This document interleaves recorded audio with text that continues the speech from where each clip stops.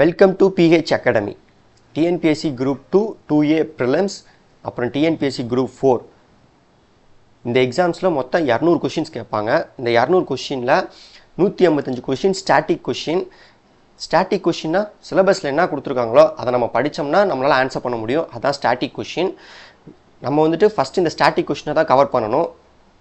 இந்த 155 கொஷினில் 100 question Tamil, 25 question maths, 10 question history, remaining 20 question வந்துட்டு யூனிட் 6.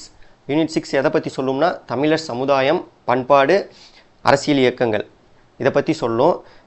இன்றைக்கான வீடியோவில் தமிழ் சமுதாயம் தொடக்ககால சான்றுகள் அதை பற்றி தான் இந்த வீடியோவில் நம்ம எக்ஸ்பிளைன் பண்ண போகிறோம். எக்ஸ்பிளைன் பண்ணிவிட்டு டிஎன்பிஎஸ்சி பேஸ்டு கொஷின்ஸ் வந்துட்டு ஃபைனலாக சால்வ் பண்ணலாம்.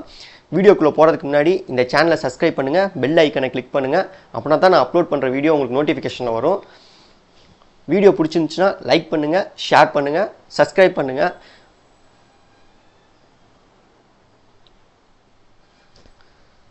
தமிழ் சமுதாயம் மற்றும் தொடக்ககால சான்றுகள். தமிழர்களின் தோற்றம். தமிழர்கள் தோன்றிருக்காங்கன்னு சொல்லிட்டு 4 வகையாக சொல்கிறாங்க. அதில் ஃபஸ்ட்டு வகை என்னென்னா, நம்ம குமரிக்கண்டத்தில் தான் தமிழர்கள் ஃபஸ்ட்டு வாழ்ந்தாங்க. குமரிக்கண்ட கடலில் முழுங்கினதுக்கப்புறம் மிச்சம் இருக்கிறது தான் நம்ம அப்படின்னு சொல்லிட்டு ஃபஸ்ட்டு ஒரு கருத்து இருக்குது. ரெண்டாவது கருத்து என்னென்னா, குமரிக்கண்டம்னு ஒன்றும் இல்லை, தென்னிந்தியாவில் பழங்குடி மக்கள் வாழ்ந்தாங்க, அவங்க தான் தமிழர்கள், அதுலேருந்து தான் நம்ம வந்திருக்கோம்னு சொல்லிட்டு ரெண்டாவது கருத்து இருக்குது. மூணாவது கருத்து என்னென்னா, தென்னிந்தியாவிலையும் நம்ம இல்லை, குமரிக்கண்டத்துலேயும் இல்லை, ஆதி காலத்தில் வந்துட்டு ஆப்பிரிக்காவிலேருந்து கடல் வழியாக, அரபிக் கடல் வழியாக நம்ம வந்து தென்னிந்தியாவுக்கு வந்திருக்காங்க, அவங்களிலேருந்து நம்ம தோன்றவங்க தான் தமிழர்கள் அப்படின்ட்டு மூணாவது கருத்துக்கோள் இருக்குது. நாலாவது கருத்து என்னென்னா, மத்திய ஆசியா, வட இந்தியா நிலப்பரப்புலேருந்து காலப்போக்கில் அப்படியே தென்னிந்தியாவுக்கு வந்தவங்க தான் தமிழர்கள் அப்படின்னு சொல்லிட்டு நாலாவது கருத்து இருக்குது. ஸோ எத்தனை கருத்து இருந்தாலும் தமிழர்களோட கலை, நம்பிக்கை, பழக்க வழக்கங்கள், மொழி இதில் எல்லாத்துலேயுமே தொன்று தொட்டு தான் தமிழர்கள் இருக்காங்க, தொன்மை வாய்ந்தவங்களாக தான் இருக்காங்க.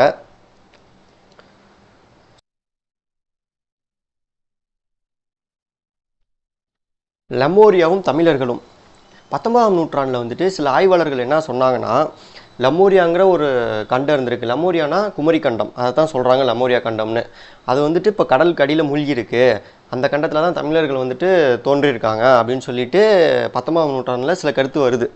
இப்போ அந்த கருத்து என்ன ஆச்சுன்னா, புவித்தட்டு நகர்வியல் கோட்பாட்டின் காரணமாக இந்த இப்போ இருக்க அறிஞர்கள் என்ன சொல்கிறாங்கன்னா, அந்த கருத்துக்கு வந்துட்டு எதிர்மறையான கருத்தை தான் சொல்கிறாங்க. இப்போ இந்த இடத்துல பாருங்கள், பொது தமிழில் மொழித்திறனில் இந்த கொஷின்ஸ் கேட்கறதுக்கான பாசிபிலிட்டி இருக்குது. எது? பிளேட் டெக்டானிக்ஸ்னு கொடுத்துட்டு அதுக்கு இணையான தமிழ் சொல் என்ன அப்படின்னு சொல்லி கேட்கலாம். அது என்னன்னா புவித்தட்டு நகர்வியல் கோட்பாடு. ஸோ நம்ம ஒரு சப்ஜெக்ட் படிக்கும்போது எல்லா சப்ஜெக்ட்டையும் கோரிலேட் பண்ணிக்கணும், அப்படின்னா தான் நமக்கு வந்துட்டு ப்ரிப்பரேஷன் வந்துட்டு ஈஸியாக இருக்கும். ஸோ என்ன தான் இந்த புவித்தட்டு நகர்வியல் கோட்பாட்டில் வந்துட்டு எதிர்மறையாக கருத்து வந்தாலும் சங்ககால இலக்கியங்கள் இருக்குது பார்த்தீங்களா, அதில் ஒரு குறிப்பு இருக்குது. அந்த குறிப்பில் என்ன தெரியுதுன்னா, கடல் சுற்றி இருக்க பகுதியை பற்றி மென்ஷன் ஆகிருக்கு, குறிப்பிட்டிருக்காங்க. அது மட்டும் இல்லாமல் சில பகுதி வந்துட்டு அந்த காலத்திலே கடலில் மூழ்கி இருக்குது அப்படின்னு சொல்லிட்டு சில இலக்கிய குறிப்பு வந்துட்டு சொல்கிறாங்க. அதுக்கப்புறம் பொது ஆண்டு 5000க்கு முன்னாடி எப்படி இருக்குன்னு சொன்னாங்கன்னா, இப்போ இருக்க தமிழ்நாடும் ஸ்ரீலங்காவும் 2 மெர்ஜாக இருந்திருக்கு, இடையில வந்து நிலப்பகுதி இருந்திருக்கு. காலப்போக்கில் வந்துட்டு கடல் மட்டம் வந்து உயர்ந்ததுனால சில இடையில இருக்க நிலம் வந்துட்டு சில வந்து கடலுக்குள்ளே போயிடுச்சு, அதனால தான் இப்போ வந்துட்டு இடையில கடல் இருக்குது அப்படின்னு சொல்லிட்டு சில கருத்து வந்துட்டு சொல்கிறாங்க. இப்போ இந்தியாவில் தென்னிந்தியாவில் வந்துட்டு தமிழகத்தில் வந்துட்டு இடைக்கற்காலம் மற்றும் புதிய கற்காலம் வர மக்கள் வாழ்ந்திருக்காங்க அப்படின்ட்டு அகழ்வாய்வு சான்று வந்துட்டு கிடைச்சிருக்கு. ஸோ வந்துட்டு தமிழகத்தில் இடைக்கற்காலம் முதல் புதிய கற்காலம் வரை மனிதர்கள் வாழ்ந்திருக்காங்க அப்படிங்கிற ஒரு ப்ரூஃப் நமக்கு கிடைச்சிருக்கு. நிலைவியல் கூறுகள். அதாவது அந்த காலத்தில் சங்ககால இலக்கியத்திலேயே தொன்மை வாழ்ந்தது வந்து தொல்காப்பியத்தில் வந்துட்டு தொல்காப்பியர் வந்து ஒரு விஷயத்த சொல்லியிருக்காரு. அது என்னன்னா, வடவேங்கடம் தென்குமரி ஆயிடத்தை தமிழ் கூறும் நன்னுலகத்து அப்படின்னு சொல்லியிருக்காரு. இதுக்கான டெஃபினிஷன் என்னன்னா, தமிழகங்கிறது வந்துட்டு தமிழகத்தை வந்து எப்படி அவங்க சொல்லியிருக்காங்கன்னா, நன்னுலகம், தமிழ் கூறும் நன்னுலகம் அப்படின்ட்டு ஒரு நாடு இருந்திருக்கு. அந்த நாடு வந்துட்டு எப்படி இருந்திருக்குன்னா, வடக்க வந்துட்டு வேங்கடம் வரலையும் இருக்குது, தெற்கே வந்துட்டு குமரி வரலையும் பறந்து விரிஞ்சிருக்கு அப்படின்னு சொல்லிட்டு தொல்காப்பியர் சொல்லியிருக்காரு. இது ப்ரீவியஸ் இயர் கொஷின் நினைக்கிறேன். இந்த சென்டென்ஸை கொடுத்துட்டு இது எந்த இலக்கியத்தில் சொல்லியிருக்காங்க அப்படின்னு சொல்லி கேட்டிருக்காங்க ப்ரீவியஸ் இயரில். ஸோ அது மட்டும் இல்லாமல் பண்டைய தமிழகத்தில் வந்துட்டு மலைகளாகவும் காடுகளாகவும் சமவெளிகள் கடலை ஒட்டியும் ஸோ எல்லா இடத்துலையுமே வந்துட்டு தமிழர்கள் வாழ்ந்திருக்காங்க. ஸோ மலையை ஒட்டி வாழ்ந்த இதுக்கான ப்ரூஃப் வந்துட்டு எதில் கிடைக்குதுன்னா நமக்கு குறிஞ்சி, முல்லை, மருதம், நெய்தல், பாலை அப்படிங்கிற ஒரு திணையிலேருந்து நமக்கு கிடைக்கிது. குறிஞ்சினா மலையும் மலை சார்ந்த இடமும், முல்லைனா காடும் காடு சார்ந்த இடமும், மருதம்னா வயலும் வயல் சார்ந்த இடமும், நெய்தல்னா கடலும் கடல் சார்ந்த இடமும், பாலைனா பாலைவனம், அதை தான் பாலை நிலம் சொல்கிறாங்க. ஸோ தமிழர்கள் வந்துட்டு ஒரு இடத்துல மட்டும் இல்லை, எல்லா எல்லா நேச்சரில் இருக்க டிஃப்ரெண்ட்டான ஒரு இடத்துலையும் தமிழர்கள் வாழ்ந்திருக்காங்கன்னு சொல்லிட்டு இந்த இதுலேருந்து நம்ம தெரிஞ்சுக்கலாம். ஸோ அடுத்து வந்துட்டு பாண்டிய நாடு, சோழ நாடு, சேர நாடு, கொங்கு நாடு போன்ற அரசியல் பிரிவுகளும் இங்கே இருந்திருக்குன்னு சொல்கிறாங்க. இதுக்கு வந்து இயற்கை அமைப்பு தான். இயற்கை அமைப்பு மூலியமாக சில நாடுகள் உருவாயிருக்கு தமிழகத்தில். அது என்னென்ன நாடுனா பாண்டிய நாடு, சோழ நாடு, சேர நாடு, கொங்கு நாடு. அது மட்டும் இல்லாமல் மேற்கு தொடர்ச்சி மலை, கிழக்கு தொடர்ச்சி மலை 2 இருக்குது. இது 2 பக்கமே கடல் இருக்குது. மேற்கு தொடர்ச்சி மலையில் அரபிக் கடல் இருக்குது, கிழக்கு தொடர்ச்சி மலை பக்கத்தில் பே ஆஃப் பெங்கால் இருக்குது. இந்த 2 மலைக்கும் ரெண்டுமே வந்துட்டு ஒரு இடத்துல வந்துட்டு மீட் பண்ணும். அது எந்த இடம்னா நீலகிரி மாவட்டம். அது எங்கே இருக்குது? தமிழ்நாட்டில் தான் இருக்குது. ஸோ அப்போவே சொல்லியிருக்காங்க, மேற்கு தொடர்ச்சி மலை, கிழக்கு தொடர்ச்சி மலை, அது 2 மீட் பண்ணுற இடம் நீலகிரி. இதுக்கு தெற்கே வந்துட்டு ஒரு சமவெளி இருக்குது, அந்த இடத்துல தான் வந்துட்டு தமிழர்கள்லாம் வாழ்ந்திருக்காங்க அப்படின்னு சொல்லியிருக்காங்க. அடுத்தது மாண்புகள். அந்த காலத்தில் சங்க இலக்கியங்கள் வந்துட்டு மன்னர்களுக்கும் மக்களுக்கும் கரெக்டாக நல்ல ஒழுக்கமாக வாழணும் அப்படின்னு சொல்லிட்டு சங்க இலக்கியங்கள் இருந்திருக்கு. அந்த காலத்தில் மன்னர் வந்துட்டு கரெக்டாக போர் புரியணும். அது மட்டும் இல்லாமல் மக்கள் வந்துட்டு அவங்களோட நிலையை பார்த்து தான் வரியும் விதிக்கணும். நேர்மையான வழியில் தான் பணமும் சம்பாதிக்கணும். சான்றோரை வந்துட்டு மதிக்கணும். அவர் சொல்கிற வழிமுறையில் பின்பற்றணும். யார்? அரசரே அப்படி தான் இருக்கணும். அதுலேருந்து ஏதாச்சும் அரசர் தப்பு பண்ணாருன்னா அவரை அடித்து இது பண்ணி சரியான வழியில் கொண்டு போவாங்க. எந்த காலத்தில்? சங்க காலத்தில். இது வந்துட்டு சங்க இலக்கியங்கள் சொல்லுது. அது மட்டும் இல்லாமல் இந்த சங்க இலக்கியங்கள் வந்துட்டு ஆண்களுக்கு ஒரு சில நெறிகளும் பெண்களுக்கு சில நெறிமுறைகளும் சொல்லியிருக்கு. ஆண்கள் இப்படி இருக்கணும், பெண்கள் இந்தந்த வழியில் நடக்கணும் அப்படின்னு சொல்லிட்டு சங்க இலக்கியங்கள் சொல்லுது. அதில் குறுந்தொகையில் வந்துட்டு சொல்லியிருக்காங்க பாருங்கள், வினய ஆடவருக்கு உயிரே என்ற குறுந்தொகையில் ஒரு தொடர் இருக்குது. அது என்ன சொல்லுதுன்னா, ஆண்கள் வந்து அவங்க இருக்க இடத்துக்கு தகுந்தாப்புல ஒரு தொழிலை செஞ்சுட்டு இருந்திருக்காங்க அப்படின்னு சொல்லியிருக்காங்க. பெண்களுக்கு உரிய பண்பு எதுன்னு சொன்னாங்கன்னா கற்பு. அதை தான் பெருசாக சொல்லியிருக்காங்க. தொடக்க காலத்தில் வந்துட்டு தமிழ் சமூக பண்பாடு எப்படி இருந்துச்சு? பொது ஆண்டு 3ஆம் நூற்றாண்டுக்கு முன்பிருந்து தமிழ் பண்பாடு தோன்றிவிட்டது அப்படின்னு சொல்லிட்டு நமக்கு வந்துட்டு சான்று கிடச்சிருக்கு.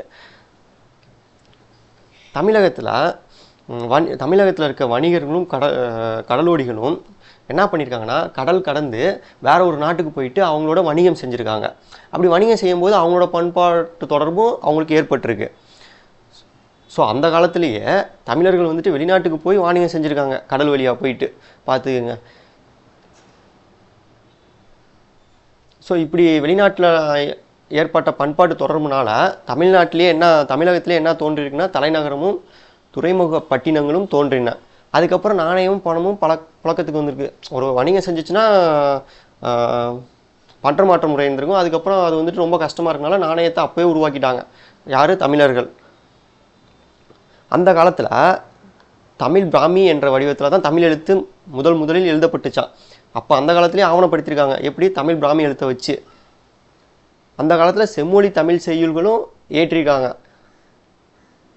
அடுத்த சென்டென்ஸ் பாருங்க, பண்படு என்னும் வேர்ச்சொல்லிலிருந்து தோன்றியதே பண்பாடு. இந்த இடத்துல ரிலேட் பண்ணி பாருங்களேன்.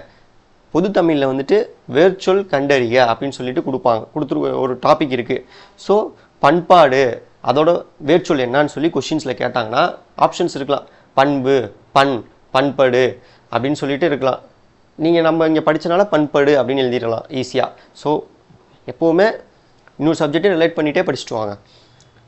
பண்படு என்பதற்கு அதுக்கு அர்த்தம் என்னன்னா செம்மைப்படுத்துதல். இதை ஃபஸ்ட்டு பண்பாடு அப்படின்ட்டு தமிழில் வந்துட்டு முதல்ல யார் அறிமுகப்படுத்தினார்னா டி.கே. சிதம்பரநாதனார். இவர் தான் அறிமுகப்படுத்தியிருக்காரு. இதுவும் ப்ரீவியஸ் இயர் கொஷின்ஸ். ஸோ தொடக்க காலத்தில் தமிழர்கள் சமுதாயத்தை பற்றி சில சான்றுகள் கிடச்சிருக்கு. எதை வச்சு நம்ம தெரிஞ்சுக்கலாம்? கல்வெட்டு. செப்பேடுகள், நாணயங்கள், பெருங்கற்கால நினைவு சின்னங்கள், அகழாய்வு இடங்கள், இலக்கிய சான்றுகள், அயல்நாட்டவர் குறிப்பு. இங்கே பாருங்க, கல்வெட்டில் வந்துட்டு எத்தனை கல்வெட்டு இருக்குது பாருங்க. கலிங்க நாட்டு அரசன் கரவேலனுடைய ஹதிகும்பா கல்வெட்டு இது ஒன்று. ரெண்டாவது வந்துட்டு புகழூர் கல்வெட்டு. மூணாவது வந்துட்டு அசோகருடைய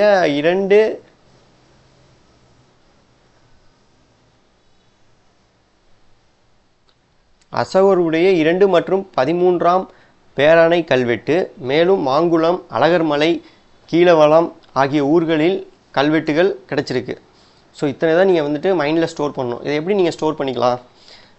ஆல்ஃபபெட்டிக் ஆர்டர், இங்கிலீஷில் ஆல்ஃபபெட்டிக் ஆர்டர். அது மட்டும் தமிழில் வந்துட்டு ஃபஸ்ட்டு வந்துட்டு உயிரெழுத்தை ஃபஸ்ட்டு எடுத்துக்கோங்க. உயிரெழுத்தில் என்னென்ன இருக்குது? உயிரெழுத்தில் அசோகர். அப்போ ஆ வருதா? அசோகர்னு வச்சுக்கோங்க ஃபஸ்ட்டு இது சென்டென்ஸா. ஓ சாரி,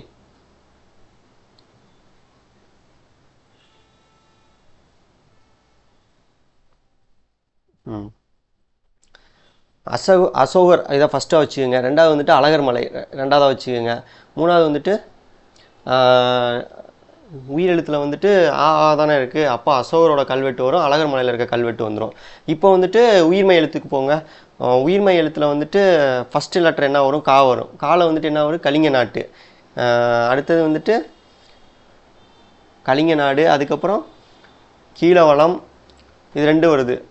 அதுக்கப்புறம் கடைசியாக புகழூர், மாங்குளம். அப்படி வந்து ஆல்ஃபபெட்டிக் ஆர்டரில் நீங்கள் ஞாபகம் வச்சுக்கிட்டிங்கன்னா ஈஸியாக ஞாபகம் வச்சுக்கலாம். செப்பேடுகள், எங்கெங்கே செப்பேடுகள் கிடச்சிருக்குன்னா வேள்விக்குடி மற்றும் சின்னமனூர் இந்த 2 இடத்துல வந்துட்டு செப்பேடுகள் கிடச்சிருக்கு. கொஷின்ஸ் கேட்கலாங்க, எங்கெங்கே செப்பேடுகள் கிடச்சிச்சின்னு சொல்லி கொஷின்ஸ் கேட்கலாம். நாணயங்கள், சங்க காலத்தில் வந்துட்டு சேர, சோழ, பாண்டியர் அவங்க மட்டும் இல்லாமல் குறுநில மன்னர்களும் நாணயங்களை வந்துட்டு வெளியிட்டிருக்காங்க. அது மட்டும் இல்லாமல் நம்ம சான்றில் வந்துட்டு ரொமனிய நாணயங்களும் நம்ம அகழ்வாய்வில் வந்துட்டு கிடச்சிருக்கு. பொற்கால நினைவு சின்னங்கள், அந்த புதைவிடங்கள், நடுக்கற்கள். ஸோ அந்த காலத்தில் இறந்து போனவங்களாம் ஒரு இடத்துல புதைச்சி நடுக்கற்களை நட்டு வச்சுருவாங்க. இப்போ வந்துட்டு இதெல்லாம் இந்த சான்றெல்லாம் எங்கெல்லாம் கிடச்சிருக்குன்னா அதிச்சநல்லூர், அரிக்கமேடு, கொடுமணல், புகார், கொட்கை, அலங்கன்குளம், உறையூர். இத்தனை இடத்துல வந்துட்டு இந்த சான்றெல்லாம் கிடச்சிருக்கு. ஸோ வந்துட்டு இதில் நம்ம எப்படி ஞாபகம் வச்சுக்கலாம்? அரிக்கமேடு, அலங்கன்குளம், ஆதிச்சநல்லூர், உறையூர், மொத்தம் 4 இது வந்துட்டு உயிரெழுத்தில் வருது. இப்படி ஞாபகம் வச்சுக்கோங்க. உயிர்மையில் வந்துட்டு மொத்தம் 3 ஊர் வருது.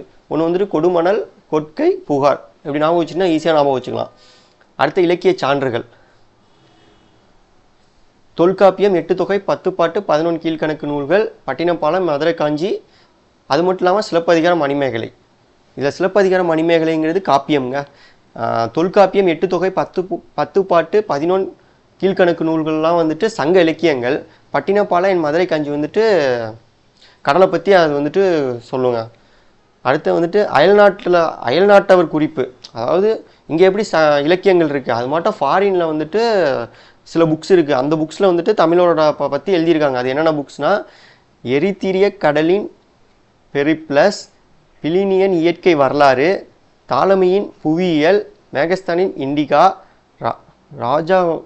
ராஜாவளி, மகாவம்சம், தீபாவம்சம்.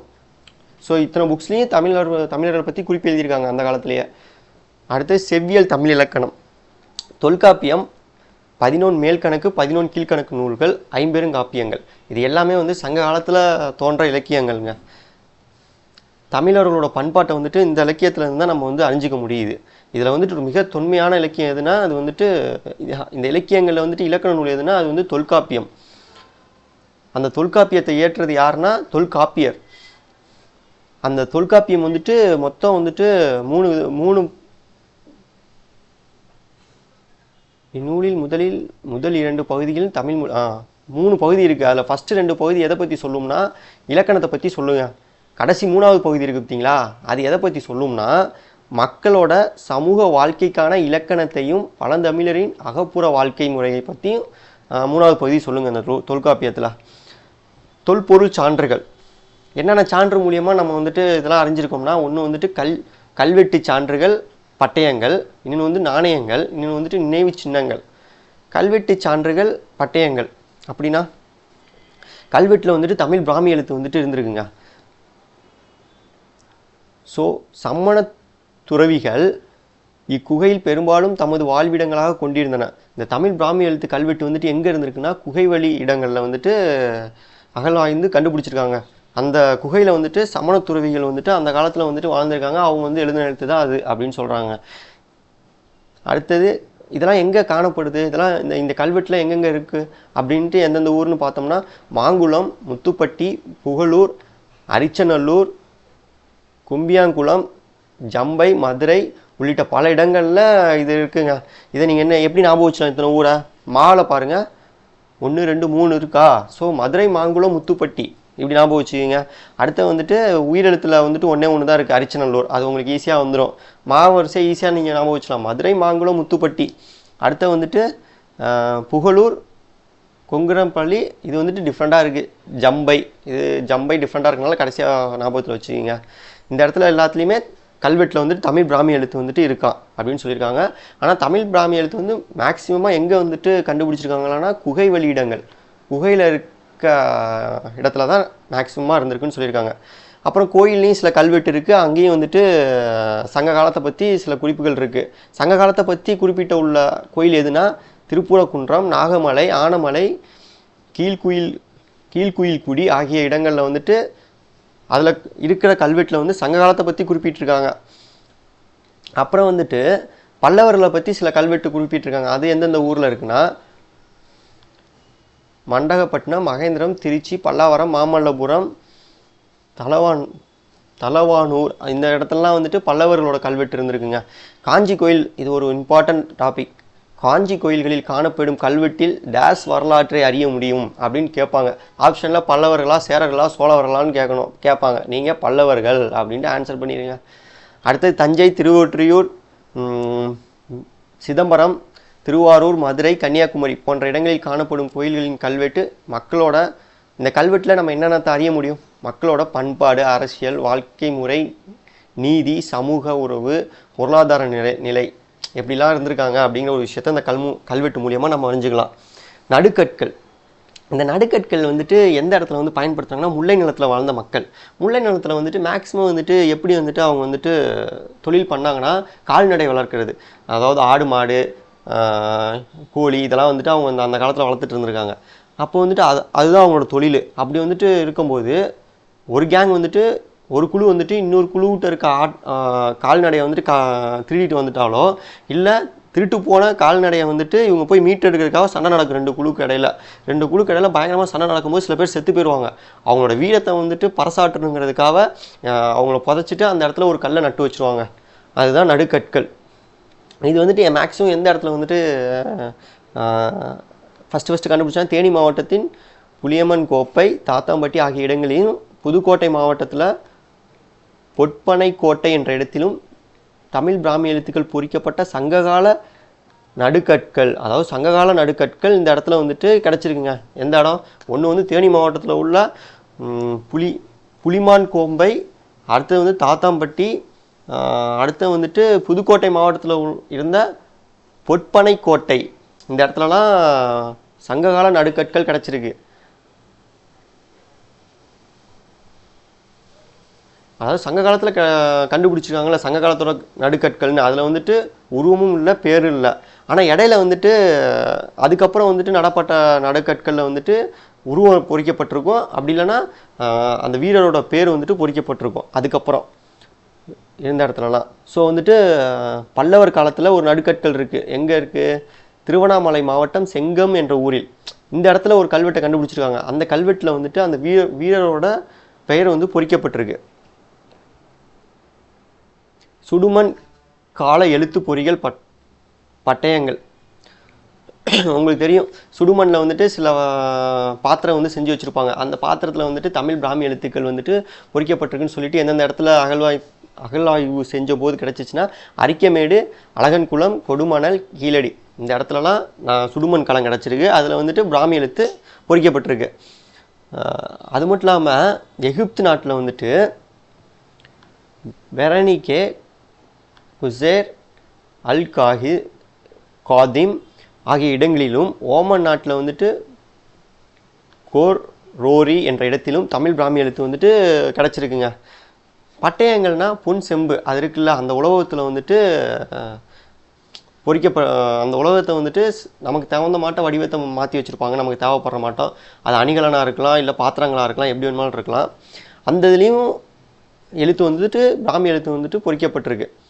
பண்டைய கால பட்டயங்கள் அதாவது பண்டைய காலம் இல்லை, சாரி, பாண்டியர் கால பட்டயங்கள்னு எதை சொல்லுவாங்கன்னா, வேள்விக்குடையம் பட்டயம், தளவாய்புர செப்பேடு, சின்னமனூர் சாசனம், சிவகாசி செப்பேடுகள் முதலியன. ஸோ இதை வந்து நீங்கள் ஞாபகம் வச்சுக்கணும். உங்களுக்கு வந்துட்டு பாண்டியர் கால பட்டயங்கள்னு சொல்லி இதில் ஏதாச்சும் ஒன்று கொடுத்துருப்பாங்க, சேலர் கால பட்டயம்னு சொல்லிட்டு இதில் ஏதாச்சும் ஒன்று கொடுத்துட்டு கொஷின்ஸ் கேட்பாங்க. ஸோ இதை நீங்கள் ஞாபகம் வச்சுனா மட்டும்தான், ஏதோ ஒன்றையாச்சும் நீங்கள் ஞாபகம் வச்சுக்கணும். ஒன்று பாண்டிய காலத்தை ஞாபகம் வச்சுக்கணும், இல்லைனா சோழர்கள் காலத்தோட பட்டயங்களை ஞாபகம் வச்சுக்கோங்க, ஏதோ ஒன்று வச்சுக்கோங்க. அடுத்தது நாணயங்கள். ஸோ சேர சோழர் பாண்டியர் அந்த காலத்துலேயே வந்துட்டு முத்திரை பொறிக்கப்பட்ட நாணயத்தை வந்துட்டு உருவாக்கிட்டாங்க. அது மட்டும் இல்லாமல் ரொமானிய நாகரிகங்களும் வந்துட்டு சங்க காலத்தில் வந்துட்டு சங்ககால இலக்கியங்களில் வந்துட்டு ரொமானிய நாகரிக நாணயங்களை பற்றியும் சங்க காலத்தில் வந்துட்டு அறிந்து கொள்ள முடியுது, சான்று கிடச்சிருக்கு. இந்த நாணயங்களை பற்றி எந்தெந்த ஊரில் நமக்கு வந்துட்டு கிடச்சிருக்குன்னா, கொடுமணல், ஓடிக்கநாயனூர் ஆகிய ஊர்களில் முத்திரை பொறித்த நாணயங்கள் கிடைத்துள்ளன. ரொமானிய நாணயங்கள் வந்துட்டு எங்கே கிடச்சிருக்குன்னா, கோயமுத்தூர் மண்டலத்தில் செறிந்து காணப்பட்டது. மண்டலத்தில் கோயமுத்தூரில் கிடச்சிருக்குங்க. அழகன்குளம், கரூர், மதுரை இந்த 3 இடத்துல ஆகிய இடங்களிலும் கிடைச்சுள்ளது. எது? ரொமானிய நாணயங்கள் எங்கே கிடச்சிருக்கு? கோயமுத்தூர், அழகன்குளம், கரூர், மதுரை. சங்ககாலத்தை பற்றி சங்ககாலம் இல்லை, முத்திரை பதித்த நாணயம் அது எங்கே கிடச்சிருக்கு? கொடுமணல், போடிநாயக்கன் உள்ள கிடச்சிருக்குங்க. அடுத்த கட்டி வடிவிலான தங்கம், வெள்ளி போன்ற மதிப்புமிக்க உலோகமும் கிடச்சிருக்குங்க. தொடக்க காலத்தில் இந்தியாவில் வந்துட்டு முத்திரை பொறித்த நாணயங்களே பயன்படுத்தப்பட்டுச்சு. ஃபஸ்ட்டு முத்திரை பொறித்த நாணயத்தை தான் பயன்படுத்தியிருக்காங்க. வெள்ளியில் செய்யப்பட்டு அவற்றில் எண்ணற்ற குறியீடுகள் முத்திரைகளாக பொறிக்கப்பட்டிருக்குண்ணா. இப்போ நீங்கள் 1 ரூபீஸ் காயினில் பார்க்கலாம் எவ்வளோ இது இருக்குன்ட்டு. சங்க காலத்தில் செம்பு நாணயங்களும் இருந்திருக்கு. அதாவது வெள்ளி நாணயம் இருந்திருக்கு, தங்க நாணயம் இருந்திருக்கு, செம்பு நாணயம் இருந்திருக்கு. அது எந்த வடிவில் இருந்திருக்கு? சதுர வடிவிலையும் இருந்திருக்கு. ஸோ நாணயம் வந்து வட்ட வடிவில் மட்டும் இல்லை, சதுர வடிவிலையும் நாணயங்கள் வந்துட்டு அந்த காலத்தில் இருந்திருக்கு. நாணயத்தின் ஒரு புறம் வந்துட்டு யானையும் மறுபுறத்தில் இரட்டை மீனும் காணப்பட்டன. ஒரு நாணயத்தில் ஒரு பக்கம் யானையும் ஒரு பக்கம் இரட்டை மீனும் இருந்திருக்காங்க. யாவனர்கள் தமிழகத்தில் மதுரை, புகார் ஆகிய இடங்களில் தங்க நாணயங்களை வெளியிட்டனர். அப்போ இந்த கொஷின்ஸ் கேட்கலாம். தங்க நாணயங்களை தமிழகத்தில் மதுரை, புகார் ஆகிய இடங்களில் வெளியிட்டவர் யார் அப்படின்னு கேட்டாங்கன்னா, அது யாருன்னா யாவனர்கள். பல்லவர் காலத்தில் வெளியிட்ட நாணயங்கள் இரட்டை மீன், கப்பல், நந்தி போன்ற சின்னங்கள் இருக்கும். இதுவும் கொஷின்ஸில் கேட்கலாம். இரட்டை மீன், கப்பல், நந்தி இந்த சின்னங்களை கொண்ட ஒரு நாணயத்தை வெளியிட்ட மன்னர் யாருன்னு கேட்கலாம். எந்த காலத்து மன்னர்கள்னு கேட்கலாம். பல்லவர்னு சொல்லிட்டு போயிடலாம். முதலாம் ராஜேந்திர காலத்தில் வெளியிட்ட நாணயங்கள் புலியும், அப்போ சோழர்கள் என்னத்தை இது பண்ணியிருக்காங்க? புலியும் அதன் இருக்கும் இரட்டை மீன் கொண்ட வடிவங்களும் காணப்பட்டன. 2ஆம் வருகுணனின் தங்க நாணயம் வந்துட்டு கிரேந்த எழுத்தில் அவனுடைய பெயருடன் காணப்பட்டது. கிரேந்த எழுத்தில் அவனுடன் பெயருடன் காணப்பட்டது. யாரோடது? 2ஆம் வருகுணனின் தங்க நாணயம். அடுத்தது திணை. இந்த திணை வந்துட்டு நம்ம நாளை கண்டினியூ பண்ணுவோம். இன்றைக்கி இதோட ஸ்டாப் பண்ணிக்கலாம். இப்போ நம்ம வந்து டிஎன்பிஎஸ்சி பேஸ்ட் கொஷின்ஸ் வந்துட்டு இப்போ நான் வந்துட்டு உங்களுக்கு வந்துட்டு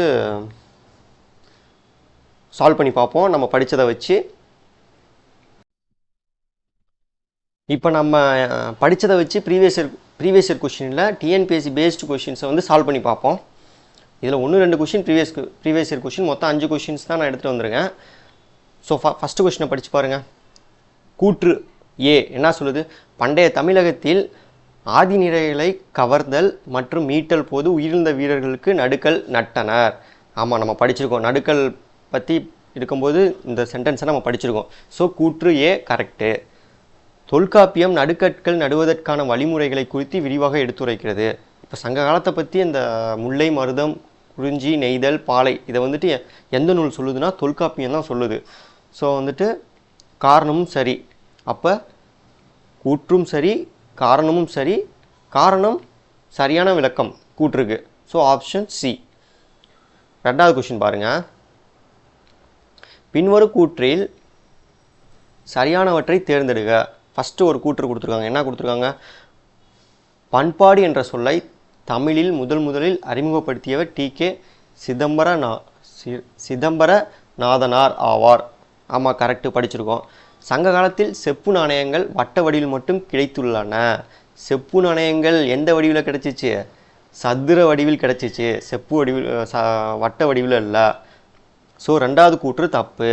எகிப்து, வெரனிகா மற்றும் ஓமனின் கோர்கோரி ஆகிய இடங்களில் தமிழ் பிராமி எழுத்துக்கள் பொறிக்கப்பட்ட சுடுமண் கலங்கள் கண்டெடுக்கப்பட்டன. ஆமாம், எடுத்திருக்காங்க. ஸோ கூற்று 1, 3 சரி, 2 இல்லை. அப்போ கூற்று 1, 3 சரின்னா ஆப்ஷன் பி. அடுத்த பாருங்கள், நம்ம அந்த சான்று இருக்குது பார்த்தீங்களா, கல்வெட்டு சான்று அந்த இதில் நம்ம வந்து பார்க்கணும்.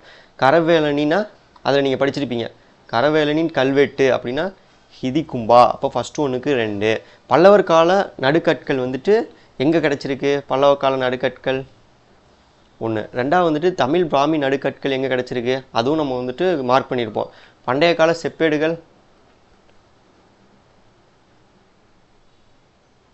செப்பேடுகள்னா வேள்விக்குடி அப்படின்னு நமக்கு தெரியும். ஸோ கரவேல் கல்வெட்டு ஹிம்தா. அப்போ ஃபஸ்ட்டு 1க்கு ஏக்கு வந்துட்டு ஆப்ஷன் 2 2.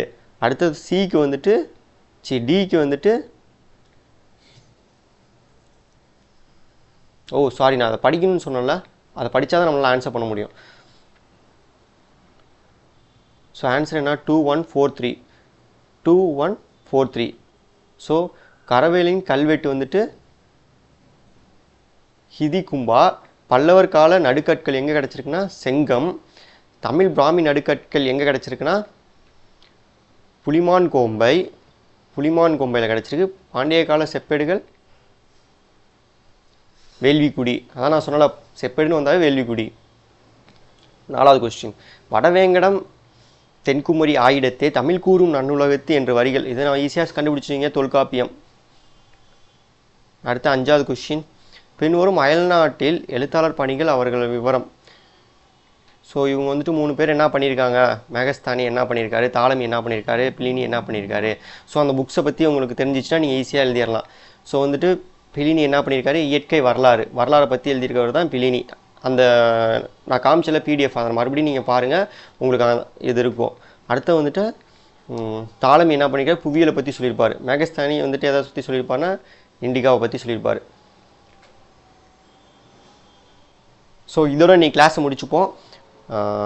நாளைக்கு வந்துட்டு திணை அதை வந்து நான் ஸ்டார்ட் பண்ணுறேன். ப்ளஸ் வந்துட்டு நேற்று வந்துட்டு நம்ம வந்துட்டு பொது தமிழில் வந்துட்டு புணர்ச்சியை பற்றி சொல்லியிருந்திருப்பேன். அதுக்கான எக்ஸசைஸ் கொடுத்துருப்பேன். அதுக்கான சொல்யூஷன்ஸும் நாளைக்கு நான் வீடியோஸில் அப்லோட் பண்ணுறேன். வீடியோவை மறக்காமல் லைக் பண்ணுங்கள், ஷேர் பண்ணுங்கள், சப்ஸ்கிரைப் பண்ணுங்கள். அப்புறம் தான் நான்